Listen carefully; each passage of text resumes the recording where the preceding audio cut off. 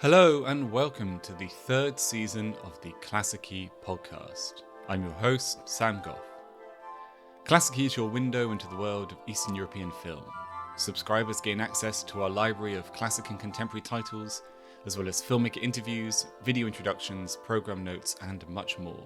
You can sign up for a free trial today at klassiki.online. And if you enjoy this show, don't forget to subscribe in your podcast app, and please leave us a review and a 5-star rating. Thank you. To kick off season number 3, I had the great pleasure of meeting with Timothy and Stephen Quay, aka the Quay Brothers. The brothers' career spans 5 decades and has seen them craft features, shorts, music videos, adverts, and installations, all in their unmistakable signature style, which combines stop motion and live action, surrealist flourishes, and an eye for the macabre. Their new feature film is 20 years in the making. It's an adaptation of The Sanatorium Under the Sign of the Hourglass by the Polish author Bruno Schulz, and it's screening in the UK as part of this year's Kinoteka Polish Film Festival. And on top of that, we are delighted that the brothers have curated a new season of titles for Klassiki subscribers, which runs on our site from the 13th of February until the 6th of March.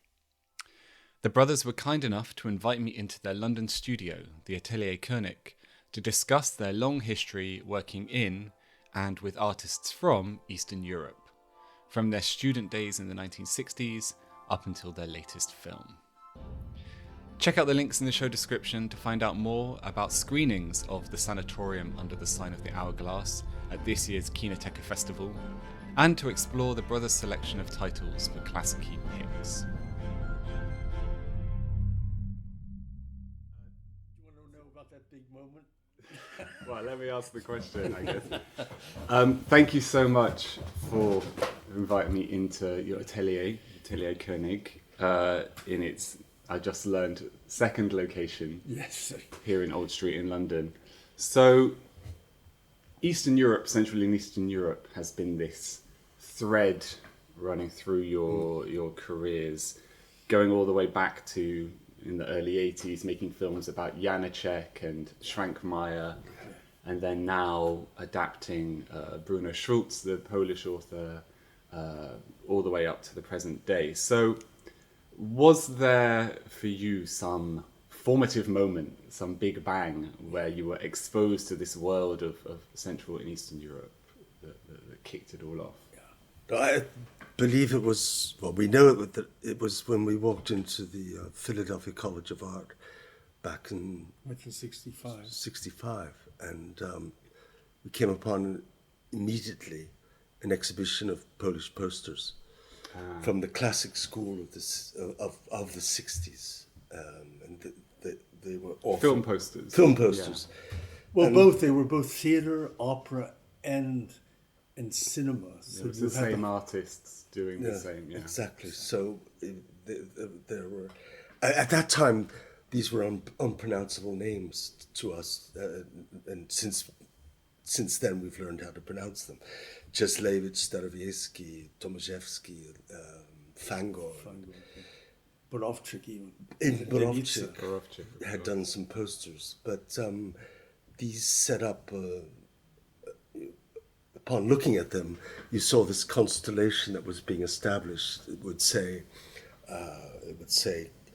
well, for instance, Cieslewicz did a poster for a theatre piece of Kafka, and at that point we'd never heard of Kafka. And why would we? Because we came from the suburbs way outside of Philadelphia by 20 miles or so. And so these words like Janacek and Dostoevsky, opera, theatre, we didn't know what these were. Yes, who would say House of the Dead, Dostoevsky, Janacek. That's all it said. And the theatre, it's such and such a theatre. You know, no credit card bookings or anything like that. Just that was, and these were street posters that were literally printed on newsprint. Yeah, crappy quality, but pasted up on the sidewalks, and you saw them. And you know, this really set the tone for us to say, who was Janacek or who was House of the Dead of Dostoevsky. A lot of homework was done, and that's how we. No, so this was a real baptism and discovery of and so also you would see Vida, the Czech New Wave. Or the Czech New Wave. There would all be these film posters which were just quite astonishing, and the imagery was quite painterly, bristling with the typography, and you suddenly thought, this is something that you could never find in America or Philadelphia. That kind of quality where the image. It was a contrary symbolism and a condensation of what a film poster could be, which the Americans had no conception of. Yeah.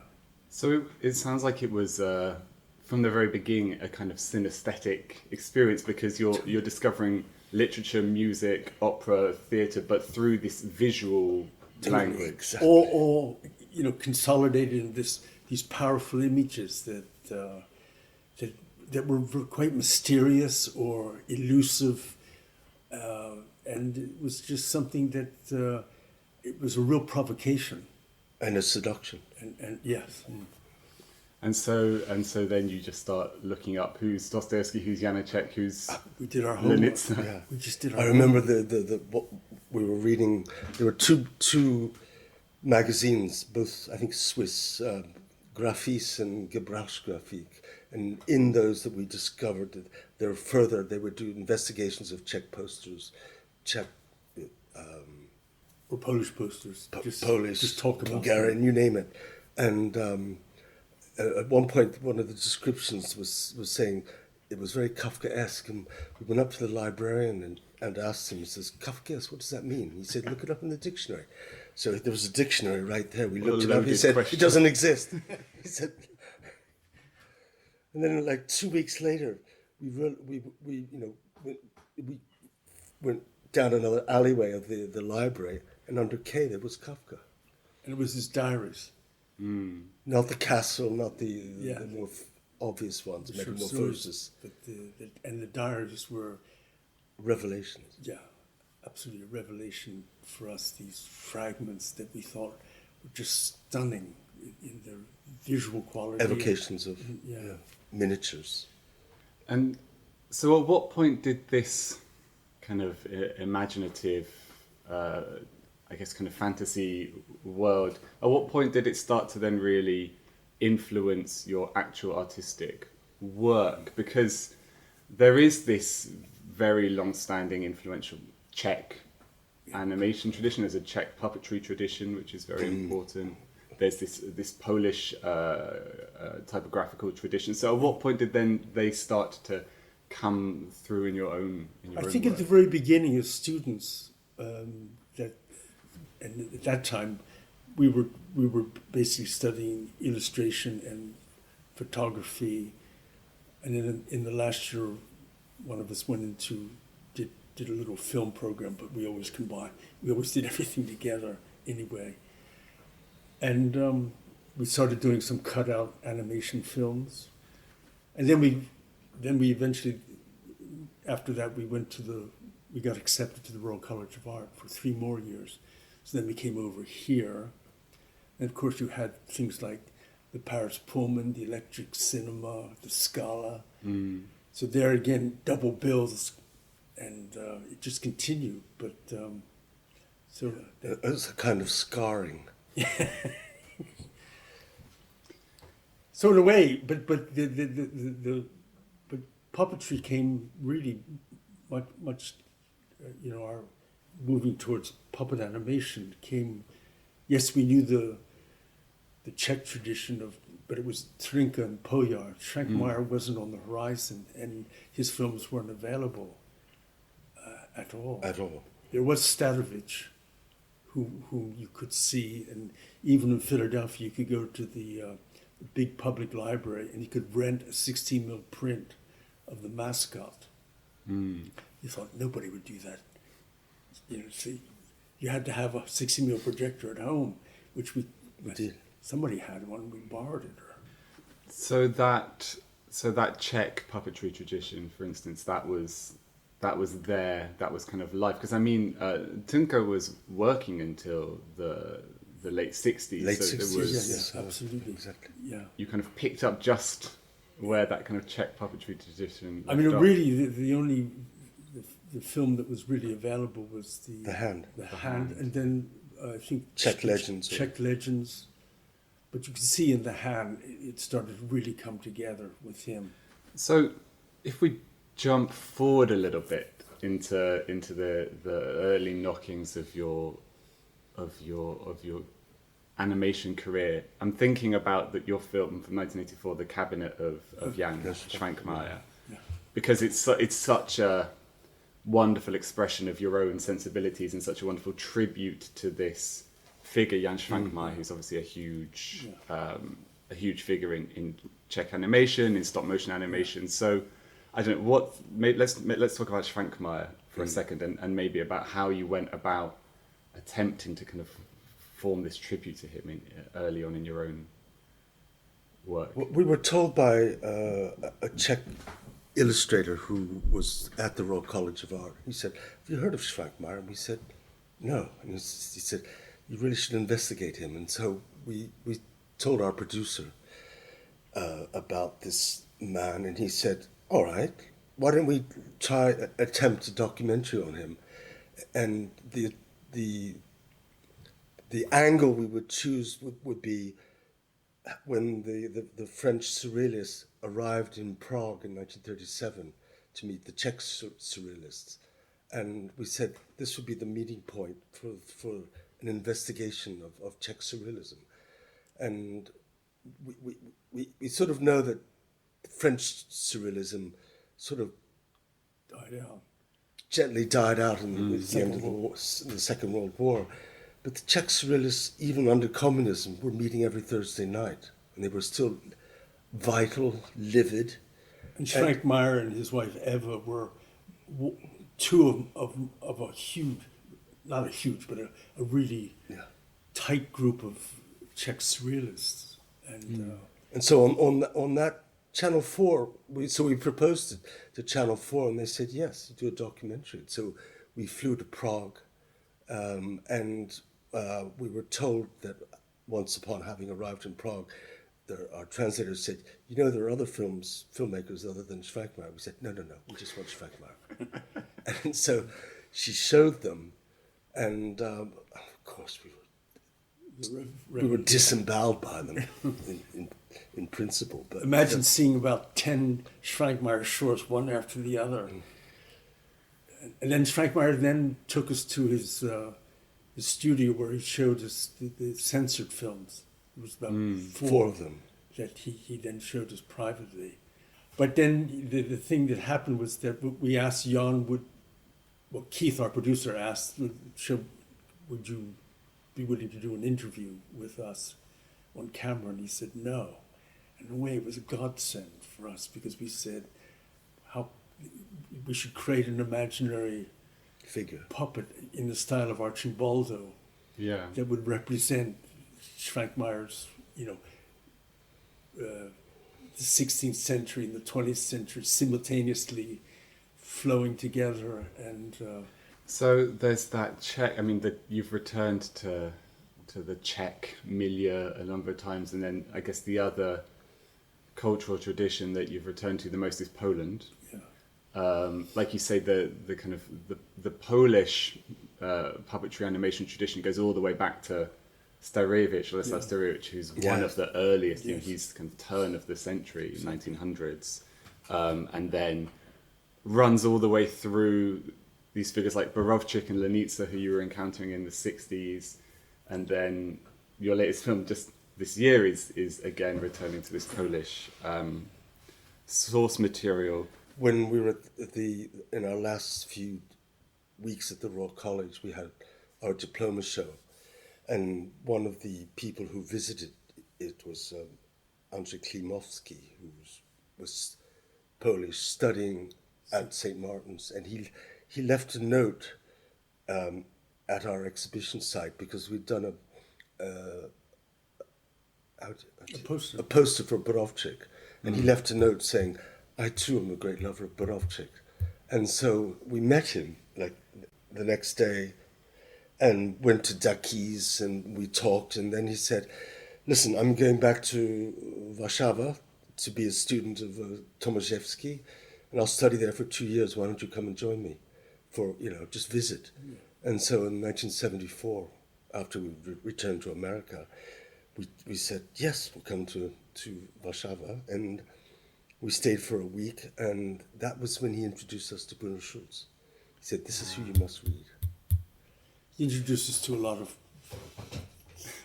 people, but that was a sort of a big musicians like Komeda, and Eva Demarczyk, and we met Starowiecki, and so it was very, very powerful, to see Poland under communism at that time, 1974. I was going to ask what the atmosphere was at the time, because you were clearly moving in a slightly rarefied artistic circle, but I think aesthetically we were sort of really impressed, galvanized by the, not only say the quality of the architecture, but the quality of life, and what seemed like, what a lot of people would say like not very appealing. For us it was absolutely appealing. Industrial cities like Łódź, we had our 8mm cameras, so we were constantly filming and making little sketches of anonymous architecture, which we found really fascinating. It's like as soon as the train passed from West Berlin, and then into East Berlin, it's like click, everything went into like the gauges changed. Everything changed. You're like, everything went into slow motion, and it became very eerie and mysterious at times, and then. Yeah, and meeting the Polish people and other fellow artists and filmmakers. It's like Andre always said. The artists were really prized. If you were good, you were really taken care of. Starowiecki or the filmmakers, they had work all the time. They didn't suffer. Whereas we were coming from America, we were barely making ends meet, as artists. So one thing I think, we will obviously going to talk more about Bruno Schulz with this wonderful new film. But one thing I'm very struck by is when I think about the kind of figures from this region, let's say that you've kind of returned to, is they seem kind of symbolic of maybe a lost, multilingual, multicultural period. These regions, Bohemia, Galicia, the Austro-Hungarian Empire, figures like Kafka, Schulz, Walser, who you've made films based on, speaking several languages in these kind of multinational entities. Is there something there? Am I barking up the wrong tree? Is there something about that quality of this kind of multivalent, multilingual world that speaks to your work? Total contamination of one to the other. Even when we read Kafka's diaries, he talked about the feuilletons of Robert Walser, how he and Max Brod cracked up laughing when they read them. Read Walser, Walser. And little did we know that we would eventually do Walser as a feature film, as a first feature film. Yeah. And then, of course, with Schulz, you felt that area of Galicia where it was between Jewish, Catholic, and then Russian, Polish, Russian, Ukrainian, this total contamination of ethnic languages, and there was Schulz in this, in the backwaters of Drohobych. Yeah, exactly. And there's something about that synesthetic, artistic approach. Somehow matching up with this kind of mixed tapestry of a place. In a sense, it's like when you can't get that into a fictional film. All those elements, that flux, but it definitely forms a background to knowing his world. So we're talking already about Bruno Schulz, who again is this figure who now spans almost 40 years of your career, because you made your film take on Street of Crocodiles 40 years, 1985, 40 years. Yeah. Which was obviously a very important film for you, and now with only your third feature, you're returning to the world of Bruno Schulz with the Sanatorium Under the Sign of the Hourglass. So what is it about Bruno? Let's talk about Schulz. What is it about Schulz, a writer I love, obviously a writer that you love? Why is Schulz so good for you and for what you do? I think it was that. I mean, it's very interesting that when we first did Street of Crocodiles, the BFI said we'd like, if you're going to do another film, we'd like it to be based on a literary text or an author like that. So we immediately said Bruno Schulz, and they said great. And then because they felt that our sense of narrative was pretty bad, so they thought having an author attached would cure us of that. But they didn't know what they were getting themselves in for. Exactly. So Schulz is the least narrative author, but at the same time, it's there's all forms of narratives, and but I think the thing that really, when we read the treatise on mannequins dummies, it was one of the texts in the first volume of, in English it's called Street of Crocodiles, and it was there that you felt that there was Schulz's announcement of the metaphysics of form, where it was the ascension of the poetic ascension of the everyday, degraded reality, that all forms of nothing was dead, that everything was, that all in migration, forms of life were in fermentation and migration, and immediately we just said, this was written for animators. Yes, exactly. What did he know? No, the point is, we discovered recently that he loved. He'd seen early Disney films because his brother ran a cinema. Really? And which was a complete revelation. Yeah. Also, maybe a disappointment. Nothing better to. Yeah, Schulz is one of these writers. I mean, maybe this is not an audio format, but anyone who hasn't read Schulz needs to go and pick him up, because it's a very singular experience. I'm trying to think about how to describe it, but you're right. It's this sense of everyday stuff and matter and material, infused with incredible kind of mythic, poetic sensibility. And yeah, I mean, like you say, it really speaks. It's an animator's version of fiction. There's a line that I wrote down. I was reading Street of Crocodiles after watching your film, and there's a line that someone says in that: "There is no dead matter. Lifelessness is only a disguise behind which hide unknown forms of life." And that could be the Quay Brothers manifesto. It is a manifesto. Yeah, absolutely. So when you Street of Crocodiles 40 years ago, it was a pretty big deal for you. I think it was when a lot of people first started noticing what you were doing. So had you had a kind of long gestating plan to return to Schulz when I know you've been working on this new feature for 19-20 years, so presumably you had a long-standing plan to return to him. Well, we wrote a script almost immediately after Street of Crocodiles based on Sanatorium, and then I think nothing happened, or nobody bit, or whatever it is, and then we slowly moved towards. Keith said, would you guys ever be willing to do, have you ever thought of doing a feature film?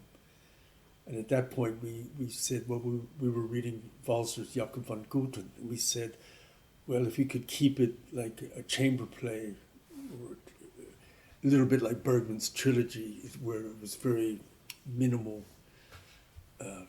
cast of actors, and the setting or decors would be very minimal. That, yes, we would consider that might be a good start. So the sanatorium script just was pushed aside to do the Walser Institut Beniamenta. But I think we were always in the background. It was always there. And then I think it was in 2005, we said, we wrote a new version, but again, nothing happened. But we just started filming it. We just said, it's in our blood. We've got to get going. Mm-hmm. And we did some of the early live action material with the two girls. And then we very slowly started building the sets. And then literally over 19 years, from 2005, whenever there was a spare moment, when there wasn't a project on the horizon, or we would just start filming.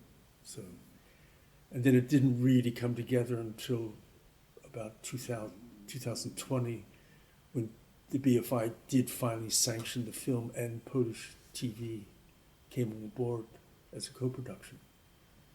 When you're working on something like that kind of stop-start in these interstitial moments over such a long period of time, is there a kind of overarching conception that you work towards, or do you discover it every time you pick up that puppet again? It must be very hard to hold it in your head over such a long period of time. I think it's because when you say, "Oh, we have a lull now. We don't know how long, but let's go for it."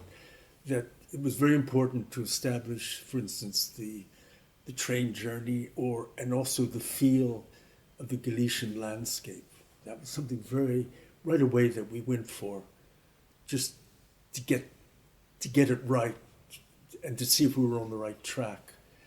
And those scenes are there in the film, but it was a little bit of trial and effort, because you're always, trying to get the tone right, and we were creating the puppets as we were going along, but we had the Joseph character was first, and so we knew and the father, and then hence we knew we could work that out in the train journey, and so you're sort of trying to work out the language of Also, the train journey was a kind of arrival to the fact that now the arrival at the sanatorium, and at the sanatorium everything unfolds. Yeah, it's like a framing device. It's a framing device, and also we had to get to the sanatorium through. And also because you knew it when then you realized that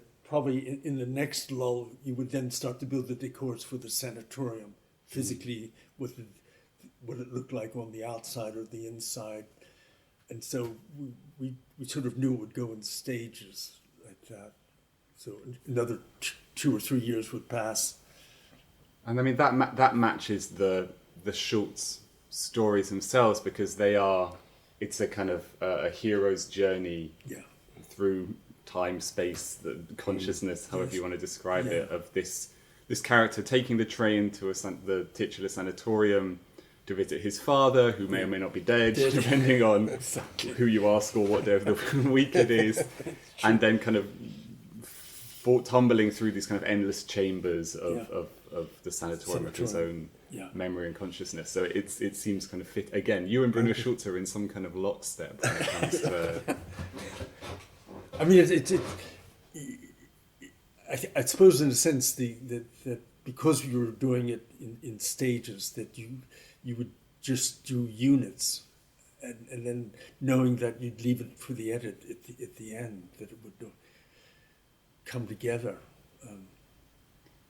Is there a long editing process? If it's so painstaking to put together the footage, then you can't do much cutting, presumably, at the end. I was going to say that over in the last few years, we decided to reduce the script to 7 scenes, 7 pages, and usually a feature film is at least 90. Every page is a minute, and we said no. This is exactly what we want, and it allowed for us to discover in those scenes the other minutage. But whenever we shoot, we immediately edit.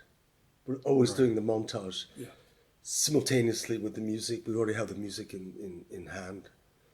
Yeah, so you're establishing right away that it's working, and if so, you don't hand it over to, you don't bring in an official editor. We have to do it ourselves. Yeah. We have to discover through the montage, where the film actually lays. I wanted to ask us, actually, since you raise it, about that combination of live action and the animation, which is obviously something that you've done a lot through your career. It's in the Street of Crocodiles film. Yeah. Has that live action kind of framing Framing device. device. But here it's much more integrated. There's a live action framing device, but there's also, within the world of the sanatorium, we kind of flit in and out of live action and animation. I mean, how do you get the feel for how you're going to switch between the two media while you're putting it together? Well, I guess it wasn't until we went to Poland to shoot the live action, which was something like a week's shooting. Yeah. Up to that point, you couldn't imagine how you'd make a montage between the live action and the animation. I mean, we did. It is written in the script, live action, but I don't think in any way did we obey where it was in the position. It's only once you're into the editing that you say, "Oh no, it has to go here, not where we thought it was going to go," and that's very organic. And all that was discovered. Yeah. After the live action shoot, we came But back. But we had very specific scenes that to be shot. The Poles knew it, and the actors knew where they were going to be, but where it was actually going to be placed. There were a few divergences and augmentations where we it ended up in. And of course, the other incredibly important aspect for you is always the music. You always describe the music as the secret scenario, that you have the music before you have any of the animation. You use it as a kind of montage device and so on. And in this film, you're working with your longtime collaborator Timothy Nelson, but you also incorporate some music from the great Russian composer Alfred Schnittke. And if I'm not mistaken, it's the music that Schnittke wrote for the film The Commissar. Is that exactly right? Now, this may be slightly nerdy, but I love The Commissar. I've got to know, is this a deliberate thing? Did you just like the music, or are you? Well, what we discovered was that that those particular pieces of music that we chose for the film, the director didn't use them at all. Askoldov didn't. Askoldov, he left them out. He basically only used the ending, and so we said, okay, we're going to re-put in what Askoldov had left out. But the ending music he did use. Yeah. At the end, he does use the big choral piece at the end. But I wanted to ask about it, because for people who don't know Askoldov's film The Commissar, brilliant film from the late 60s, which was banned in the Soviet Union, but which is about set in the late 1910s, early 1920s, but was about the interaction between Soviet and Jewish cultures in this kind of borderland region, and which ends very famously with this kind of premonition of the Holocaust. And I wondered, given that Bruno Schulz was obviously murdered during the Holocaust by a Nazi officer, I wondered whether there was somehow an oblique reference there. It didn't go unnoticed. yeah. And then we chose one of the lesser-known texts of Bruno Schulz. It's the title, which is Not the Comet. Not the Comet, but the very final text where it's almost a utopian vision and of where things happen once and only once. And I think we said that this is where the Schnittke has to be, its finale with this, and with this beautiful text by Schultz. Yes, so that's, we did our own parallel rhyme with the Schultz and the Holocaust, and although that's not in the film, No. It's a backstory of Schultz's death. But yeah, it's obviously, it's always obliquely there. Yeah. Whenever one deals Yes. with Schultz. And I did want, while we're talking about Polish literary adaptations, I did want to ask you, one of my favourite of your films is Maska, a film from 2010, which is an adaptation, a take on another great Polish author, Stanisław Lem, famous for writing Solaris, which was, you may have heard, adapted for the screen by Tarkowski. Could just satisfy my own curiosity as a Maska fan, what drew you to Lem, to this other great Polish literary figure, and what was that process of adaptation and collaboration like? Well, it actually started off as the Polish Cultural Institute. We're going to do an exhibition on Lem. It was meant to be a travelling show through London, England. England, yes. And they said, we'd like to commission you to adapt one of the robot stories. And so we got out an edition which we thought was the robot stories, but there were two stories appended to it. I think we got somehow the American edition. And we didn't. There was none of the robot stories that we thought that was right for us.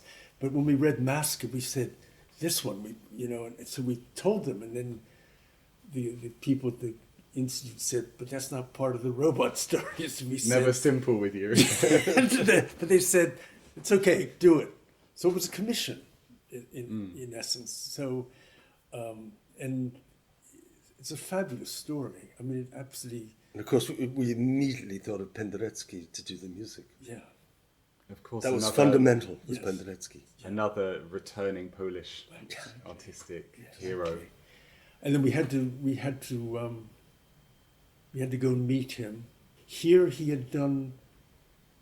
This was music that he had originally done for the Saragossa manuscript, it was recording that totally different from his normal style. Another Wojciech Haas film. So Another the threads are getting tangled. Very tangled.